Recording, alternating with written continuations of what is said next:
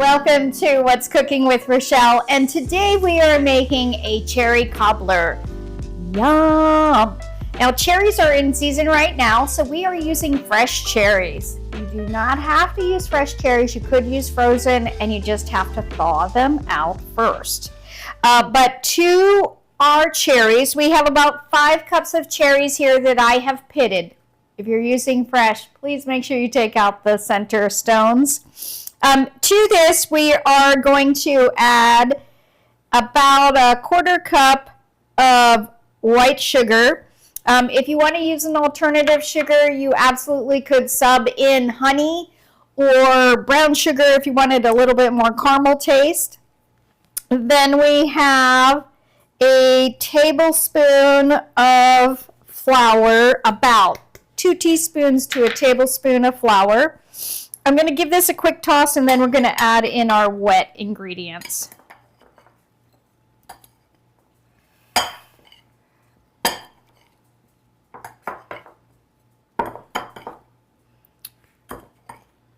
Okay, now the wet ingredients are lemon juice. We have 1 tablespoon of fresh lemon juice. Fresh is key here. That's the one thing I do always try and stress is your juices when they're fresh make a huge difference. And then this is a teaspoon of vanilla. And we're just going to give this a toss again. Coat that around. You can see it makes kind of like a little bit of a soupy, but we just want to coat them.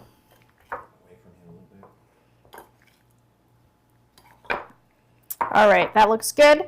We are making enough for a 9x9 or an 8x8 pan.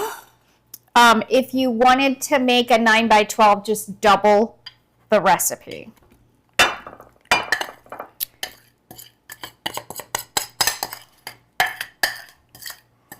Okay, so this is a pretty quick, easy recipe. We are just putting in our cherries in the bottom. Just spread them out. Just like so. And then I am going to get all of our ingredients for the topping. There's a few different ways you can do it, but we're going to put this aside, get all the stuff out for the topping, and I'll see you back in a sec. Okay, so I have everything out for our topping. This is a quick, easy summer dessert. Cherry cobbler can be served hot or cold. We do recommend it hot. So for the topping to put over our fresh cherries, I have a 1/2 cup of white sugar. To this I am adding a teaspoon of baking soda, a 1/4 teaspoon of salt, and 3/4 of a cup of white flour. Some other camps would have you add half oats. So you certainly can mix up flour and oats. This is going to make more like a biscuit topping. If you want more of like a strudel topping, then I would recommend using half flour and half oats. Okay, so we got our dry ingredients all combined. To this, we are adding our wet ingredients. So I have 6 tablespoons of melted butter. To that, I am adding a teaspoon of vanilla and a 1/2 teaspoon of almond. Almond's just going to give it that little bit of more depth of flavor. And this we are going to put in with the dry ingredients.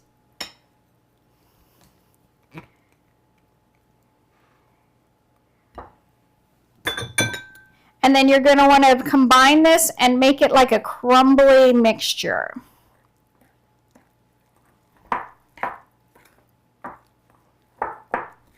Now you get to play with your hands for a minute. So what you're going to do is take some of this and press it into a flat little disc, and then put it on top of the cherries. And you can see how easily that just comes together like that.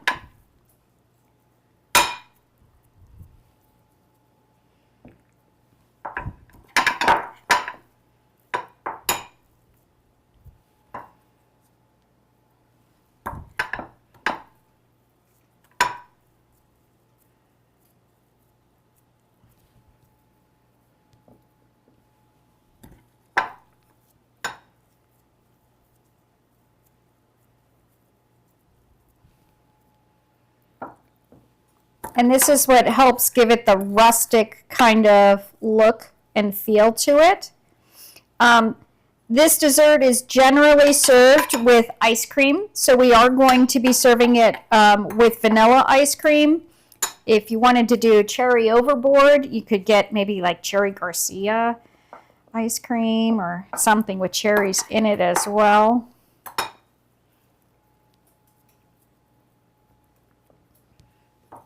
Okay, just a little bit left. We'll put that here in the corner.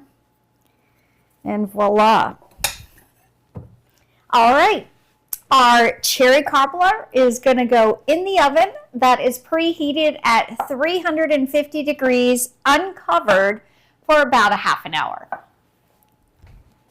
All right, it only took about 25 minutes, so make sure to check. We're going to go ahead and get it out of the oven because it's ready.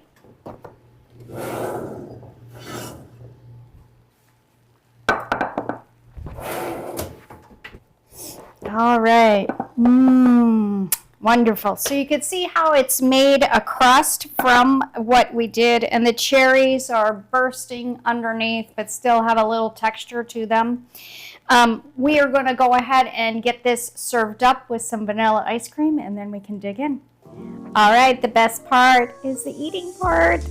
So we got to get some ice cream and a cherry and some topping.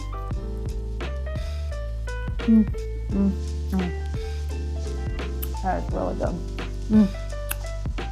You know, this is a quick, easy dessert. You could make it for an outdoor picnic. You could make it for a formal dessert for a dinner. But I appreciate you watching me.